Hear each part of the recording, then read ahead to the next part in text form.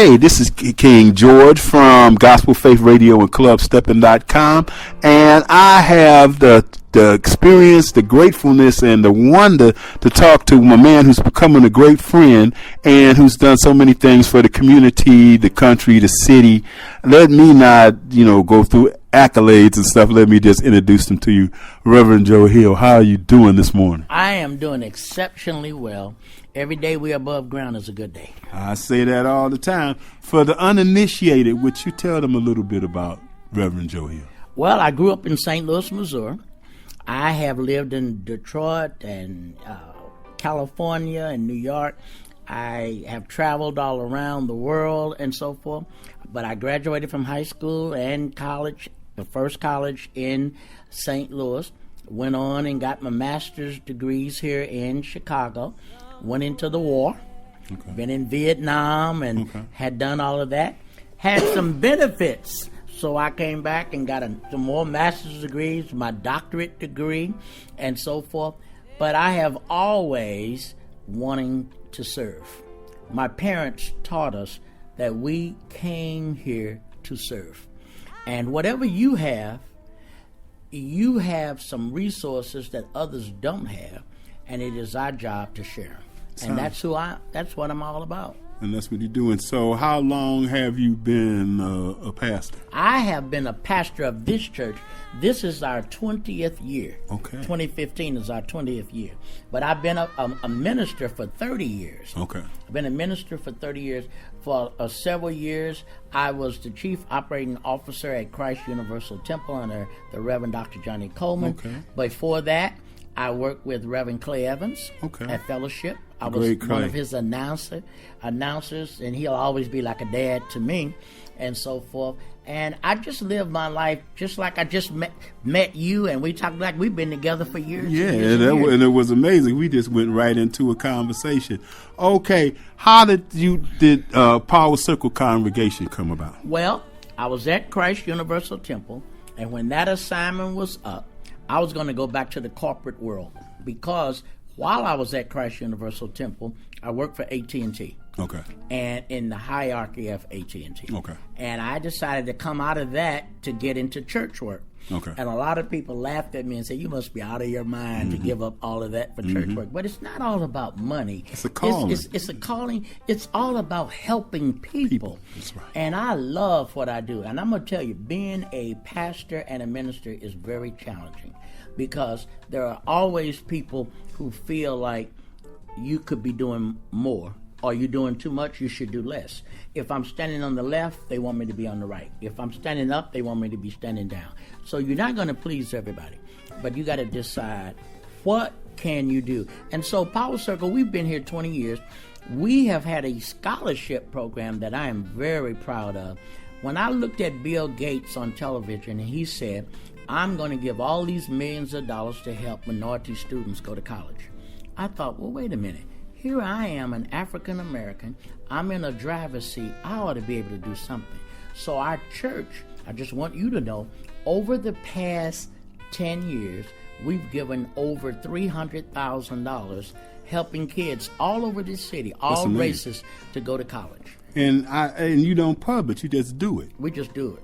Because we don't need a pat on the back. By your fruit, you're known. Okay. And when I was walking on the campus of Morehouse one day, and this Hispanic young man, Nelson Keonis, I will never forget this, he yelled, "Reverend Hill, Reverend Hill." And I looked, I said, "Nelson." He said, "Reverend Hill, I'm getting ready to graduate. I'm the first person in my family to go to college." Wow. He said, "I am a triple major." Wow. And I'm going to be a physician. I'll have my PhD degree, and I'm going to go back to my community and help out. Boy, that made me feel good. Right. That's an amazing thing.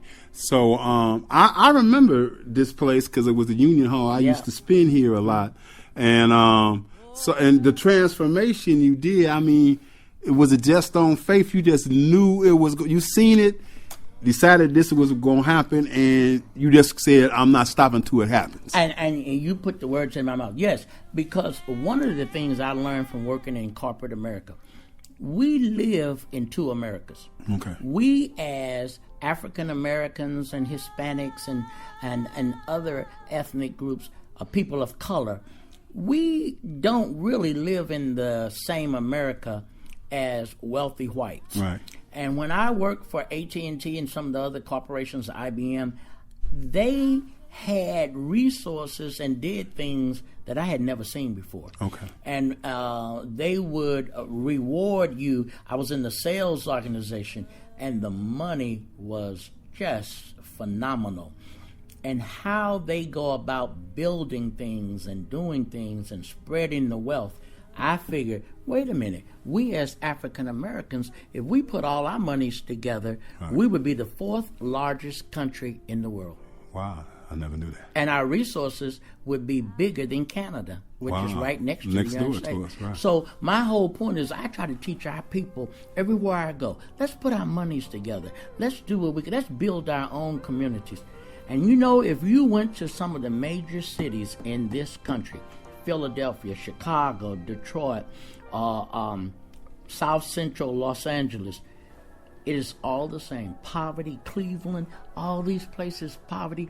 What is that? Why is it that people look at us in Gary and other places that wherever African Americans live, it's going to be run down? That is not true. We're smart. We can play basketball and football, and we're academics and teachers and sing and dance. We can do it all, but we have to get our minds in tune with each other, stop being crabs in the barrel, and help each other to live a better life. That's my goal in life. And if I can do that, my grandmother, who really could not read that well, she used to say, and then your living will not be in vain.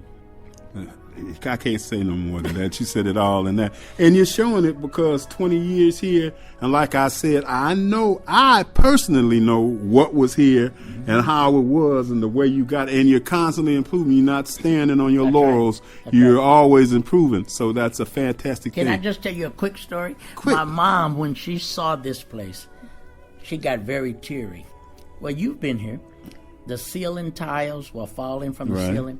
Water was leaking all in the various rooms. And she said, and it smells in here. And we have transformed. We put over $1 million in this place to upgrade it. And I tell them all, we want sofas in the bathrooms. We want all of that, mirrors. We want artwork on the walls, because I want them, when they come to church, to say, I am entitled. And we have to teach our people that black and broke are not synonyms. They're not. If all these other people have money, Mitt Romney and Gates and Warren Buffett, we're supposed to have it too. And that's my goal. And you're fulfilling it.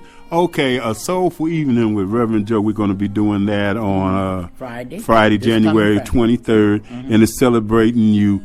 How you feel about that? I know you're emotional. Probably when you just think about it, and sometimes maybe you might even feel you're not worthy. How do you feel about that? Well, I'm the kind of person that a lot of times, if I stand in the wings, I help you, and stand in the wings, I feel like I don't have to be recognized. I just want to see everybody else get it. And people say, no, you got to step out front and take your bows. Sometimes I'm uncomfortable with that. But my whole point is they want to recognize me, a soulful evening for all the stuff I've done. And it's really a kickoff to this year, our 20th year anniversary, that we're going to be celebrating the whole year. The whole year we're going to call it's a cabaret. And we're just going to have fun and help people and our scholarship programs and everything. And every month is going to be better than the month before. And that's what we're doing. And so when we get together, it's going to be a soulful dinner. And, it's just wonderful.